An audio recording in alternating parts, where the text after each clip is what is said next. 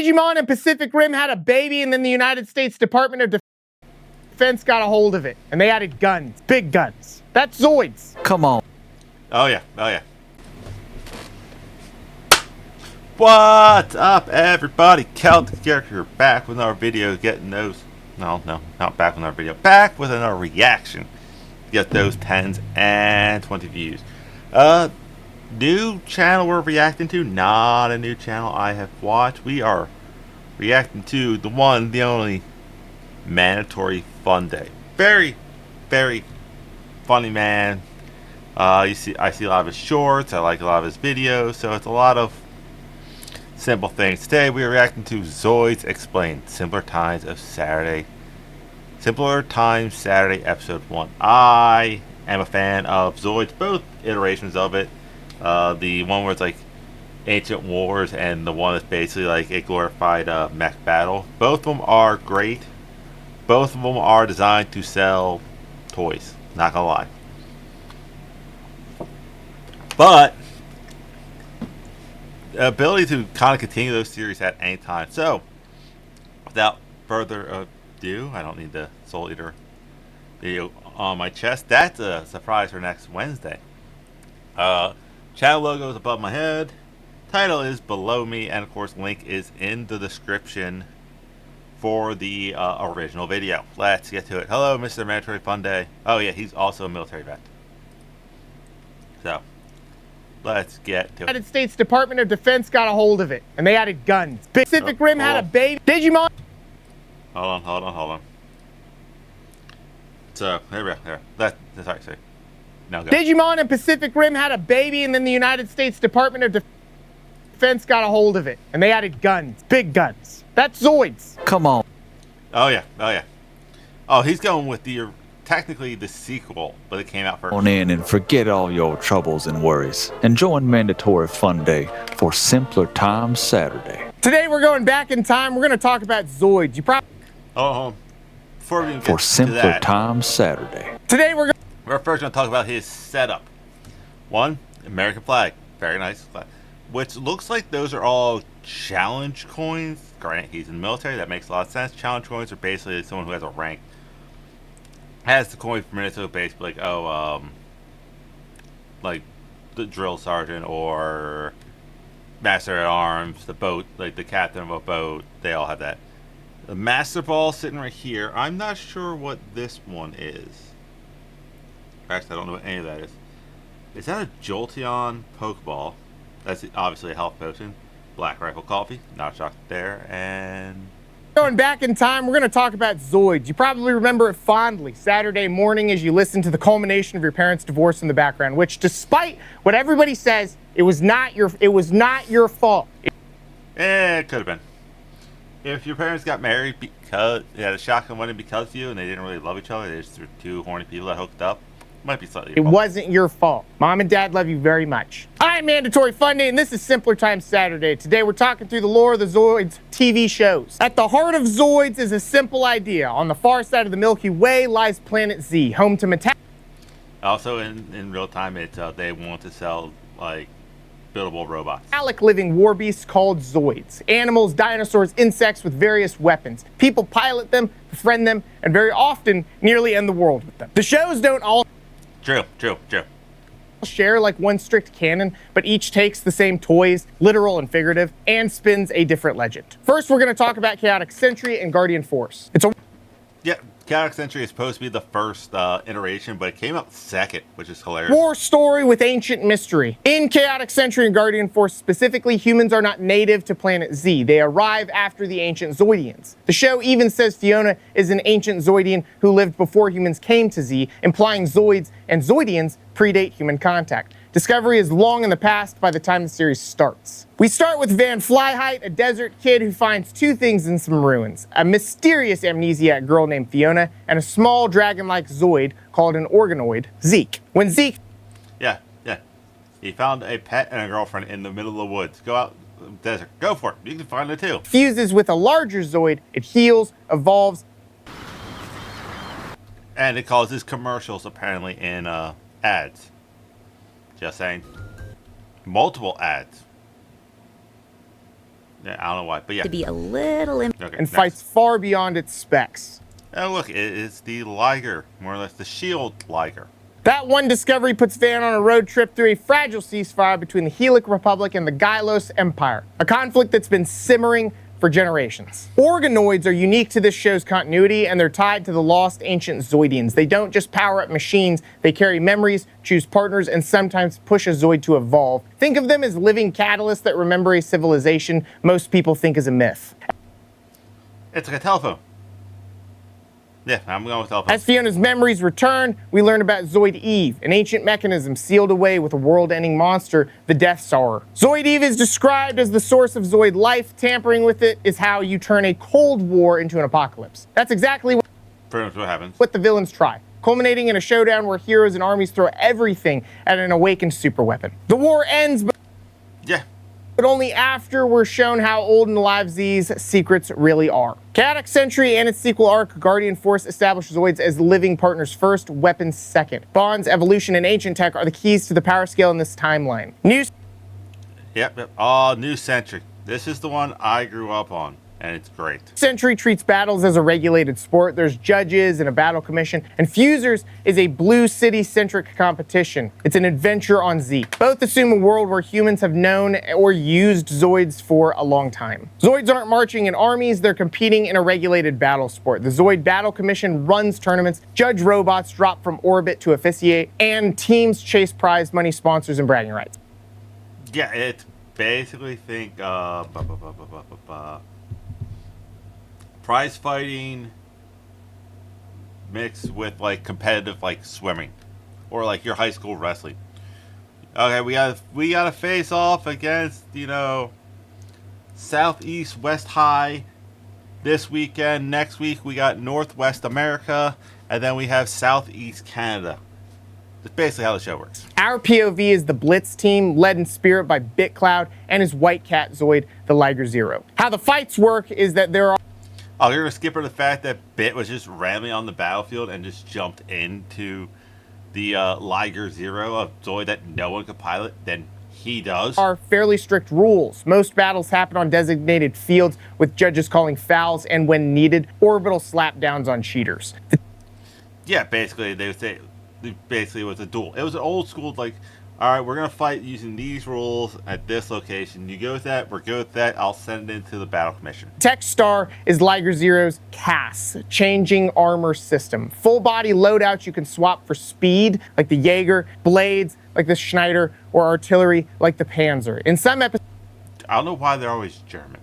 Ultimate X Zoids are hinted to have integrated organoid-like systems that learn mid-fight, so the metagame is real. Why this matters is that New Century reframes Zoids as competitive machines with personality. It's still Planet Z, but the storytelling asks, what if these living mecha were, the world's favorite sport? That means rivalries spawn. Which you could really say that like Chaotic Century and I forget what this one's called. Yeah, New Century are just hundreds, if not thousands of years apart. Like the wars settled down, everything's come down. Like, what if instead of we call it global domination, we just did prize fighting? Sponsorship drama and rule lawyering instead of geopolitics and doomsday relics. The video is not over, but I want to tell you about the mandatoryfunday.com. On the mandatoryfunday.com, I'll have link in the description, and I'm so tempted of getting this Fueled by Caffeine and Rage t-shirt. I'm not lying, I might get it. we've got all the merchandise, hats, shirts, coffee mugs, water Which, if I do get like a shirt, I get to wear it on my shirt. That's my simple rule. bottles, all of it. If you become a member of the website, you get 20% off merchandise purchases and access to exclusive content. In the exclusive content, I tell you guys what's going on in my personal life. In addition to that, we've got a link for regulation compliant military shirts for the merchandise. If you're in the military and you want to wear that, we've also got a link to our email newsletter, which lets you know every single time that we drop a new video. Moving on to fusers, it's when your Zoids literally combine. I mean, this was a time in anime when fusing was like in every show, it feels like. I don't remember this one. This is going to be all new territory for me. And most anime shows or anime-like shows at some point combine multiple characters to create one exponentially more powerful character. So this is not like, it's not a new concept. True. And if your whole show is to sell robot parts to nurse, build, and collect, fusing is actually a smart way to just create more toys and interchangeable parts. Premise for Fusers, it follows RD and Team Mockstorm in Blue City. Battles are often in enclosed arenas, and the big gimmick is right in the title. 2 or more Zoids can fuse into a single unit for a limited, spectacular power spike. RD's path to mastery involves learning when and how to trigger those combinations. Unlike the shows before it, Fusers isn't meant as a direct sequel to New Century in world. Materials around the show place it along the toy line's battle story era. Fusers keep the sport vibe but turn the dial from league rules to urban adventure while codifying fusion as a lore mechanic some Zoids can and many can't perform. Moving on to Genesis, this is the... Okay, so basically you can see New Century calling back out to the chaotic century. That one's just like, alright, we need more toys. World after the fall. Genesis is a post-cataclysm Z. Survivors rediscover and salvage dormant Zoids from ruins after God's fury. It's not First Contact, it's digging up lost tech from before the collapse. Long after earlier conflicts, Z suffers a cataclysm called God's fury. Civilizations collapse, survivors huddle around gigantic generator towers that keep pockets of the planet habitable. Our lead, Ruji, dredges... Okay, so this could be a direct descendant of the chaotic century. is a dormant Murasame Liger from the sea and becomes a reluctant hero against the conquering Degald forces. And It's always the Liger. It's always the Liger. they are equipped with the terrifying Biozoids. Genesis runs on salvage and scarcity. Many Zoids are excavated from ruins. Biozoids are cutting-edge enemies built with exotic armor and biology, and the fight is less tournament bracket and more protect the last working infrastructure before the light goes out. It's a I might actually have to check out Zoid Genesis. return to adventure war drama, but on a post-apocalyptic stage. Genesis reframes Zoids as the tools and threats of recovery. The big thematic flip is responsibility. The old world's excess broke Z, the new world survives only if pilots grow up fast. Zoids Wild reboots the feel again. Pilots ride on top of their Zoids like extreme sports wranglers, forming bonds that unlock a signature power-up called the Wild Blast. It's a dramatic time burst where the Zoid's defining weapon deploys at full tilt. The show premiered in the late 2010s with new characters and a faster kid-forward energy. Unlike earlier TV entries set squarely on Z, Dawn Platinum removes 99%. It was set on Dawn Platinum? Oh my god. Oh. I thought I had only one ad. Now I have 2. Alright, pause. Okay, so basically like you can see so far, you can see Chaotic Century and New Century going like 1-2. You can also see like after Chaotic Century things went bad and then you got Genesis. Or the New Century things went so awry with the battles that we cause that. Wild is framed around Earth in this continuity branch, with Zoids discovered and tamed as the world rebuilds. The tone is treasure hunt adventure versus nation-state conflict. Wild puts the bond of pilot and Zoid at the forefront. Less cockpit instrumentation, more writer-partner chemistry. And it makes the power curve feel like unlocking a fighting game super rather than installing a new cannon. For example, Sally's family. So Discovery here is framed as Zoids turning up on Earth via migration and later rediscovery. Wild Zero arrives as a new story with a new cast. It keeps the Wild era's visual. So basically it'd be like if somehow people from Z just launched Zoids back to Earth, but due to how far away it was, they didn't know. DNA, but shifts focus to a larger conspiracy. Sally searches for her scientist grandfather while rival factions chase a project called Z-forming that could reshape the planet's future. The stakes climb from personal adventure to global tug-of-war. Zero proves the Wild framework can carry a bigger, more serialized plot without losing its ride and blast identity. It's the militarized end of the Wild spectrum and a clean on-ramp for new viewers. Here is a quick summary of... Alright, so that doesn't seem bad. So, like I said, I'm definitely going to check out Genesis, because I've never seen it. Wild is a maybe. Each show. Across the TV series, Zoids swing from mythic war beasts to sports superstars to post-apocalyptic companions and back again. That's the fun. Same iconic silhouettes, totally different rule sets. If you want a starting point for... It's kind of like Yu-Gi-Oh! If you had to look at it. Like, yes, Yu-Gi-Oh! After the first one, it kind of goes off the rails, but it's still the same game. It's still the same car. It's like premises, but a lot of tweaks and changes to it.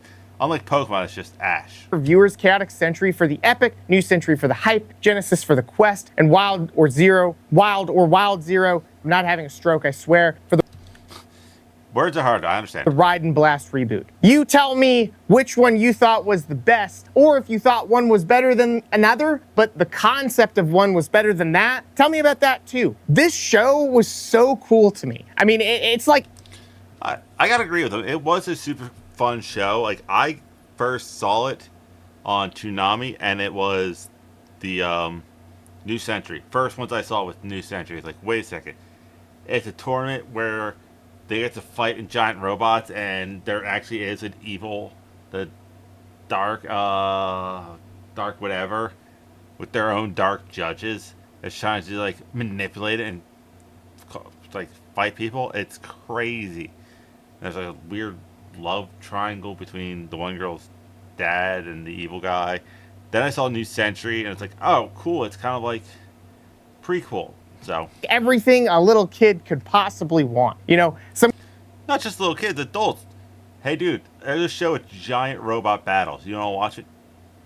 Of course I want to watch it. What the hell are you thinking? Some kind of semi-organic, living, sentient machine, giant machine that's supposed to battle. It's got claws. You put giant guns on it. It's like the stuff that we drew in school as little kids. I mean, it's really, really cool, and making this video literally gave me chills at times from the nostalgia. I am Mandatory Fun Day. This was Simpler Times Saturday. I hope you enjoyed this, and I'll see you next time.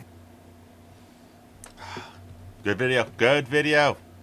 Yes, Zoids was a great time. It was crazy. Like I said, I'm going to go watch Genesis. I don't know. I guess I should put this out into the ether now. I'm going to make a video posted on the game channel as well.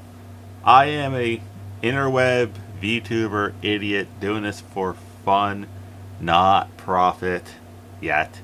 If there are other idiot interweb VTuber, maybe non-VTuber people who get, you know, somewhere between the less than 10 views on things, you go live to nobody, who wants to just potentially game one day a week, play like Halo or Left 4 Dead, those old games, so we can just laugh, upload art from our own different angles. I'd say that'll be fun. Maybe try to get a group like the boys. Try to create a group like the boys. I don't know. But that's it. That's all I have. I'll see you weird people later.